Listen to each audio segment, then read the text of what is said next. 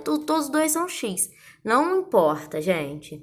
Esse daqui é x ao quadrado. Então, esse daqui, para ser semelhante, ele deveria também ser x ao quadrado.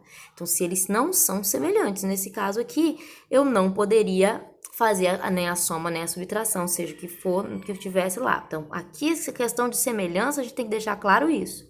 O que acontece, o que às vezes acontece na semelhança de monômios que a gente acha que eles não são? Por quê? Pode acontecer assim, ó. Eu tenho o monômio 4xy e tenho o monômio 5yx. Eles são ou não são semelhantes? Eles são semelhantes. Por que que eles são semelhantes? Eu tenho x desse lado e eu tenho x desse lado. Y desse lado e y desse lado. Então, eles são semelhantes porque eles têm as mesmas letras. Olha, uma coisa que muita gente faz no automático, mas que quando a gente pergunta a pessoa trava, é o seguinte: conta de que essas letras estão fazendo com esse número? Por exemplo, 4x e y. Eles estão juntos, mas entre eles tem uma conta escondida. Que conta que eles estão fazendo um com o outro aí? Quem sabe? Vocês sabem? Toda vez que eu tenho uma letra junto com um número, eles estão fazendo conta de quê? Ou duas letras juntas, não importa? Alguém sabe? Alguém tem certeza da resposta? Bom, se não tiver, guarde isso. Toda vez que eu tenho número junto com letras e não tem sinal de mais e menos separando, é porque eles estão se multiplicando.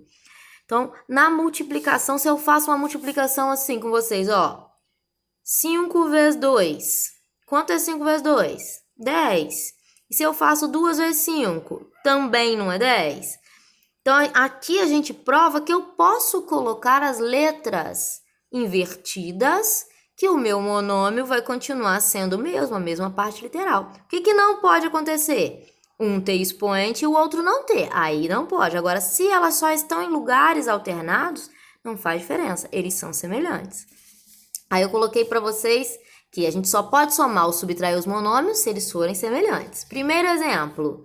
6x ao quadrado y menos 4x ao quadrado y. Eu tenho esses dois, essa minha expressão algébrica ela é formada de dois termos.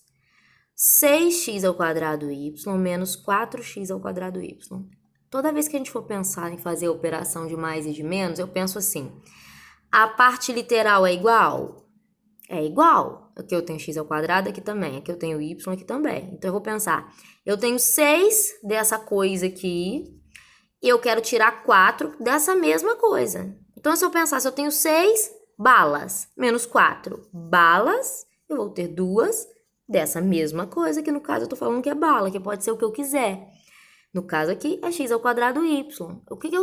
Pra que eu tô falando isso com vocês? Para vocês entenderem que... porque tem gente que acha que a gente tem que trabalhar com expoente, aqui ia ficar 4, ou aqui ia ficar 0, porque 2 menos 2, não tem nada disso.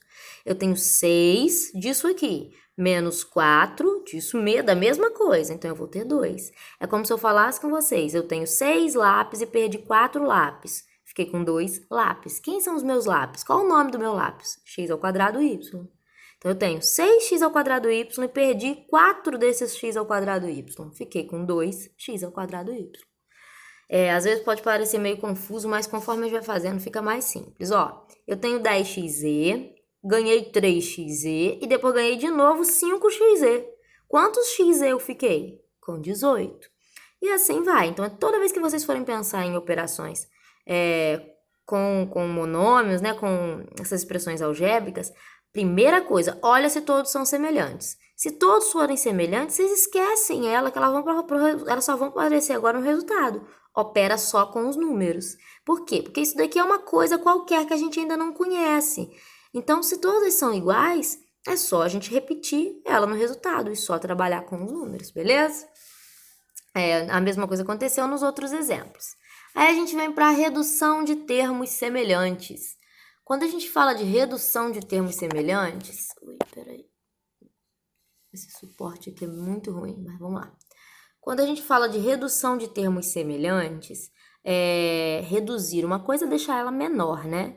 Então, se eu tenho uma expressão algébrica e nessa expressão tem vários termos, né? Vários pedacinhos, a gente junta quem eu posso juntar. Ou seja, eu junto quem tem a mesma parte literal. Por que eu pintei de cores diferentes? Aqui, quem é a parte literal desse meu pedacinho aqui? Essa parte literal aqui é x. A parte literal dele é x. Então, eu só posso juntar com quem tiver parte literal x, que no caso é esse outro vermelho aqui, que eu botei de vermelho. Aí eu tenho 2y, que eu só posso juntar com quem é y. Então, por isso que eu botei de verde. X. Tem um x e perdi 5. Então, 1. 1 não precisa aparecer, mas ele está escondido ali. Menos 5, fiquei com menos 4, fiquei devendo 4. Eu tinha R$1, mas eu devia 5. Paguei 1 e ainda fiquei devendo 4. Então, menos 4. Menos 4 o quê? Parte literal, menos 4x. Tenho 2y, ganhei 3y, fiquei com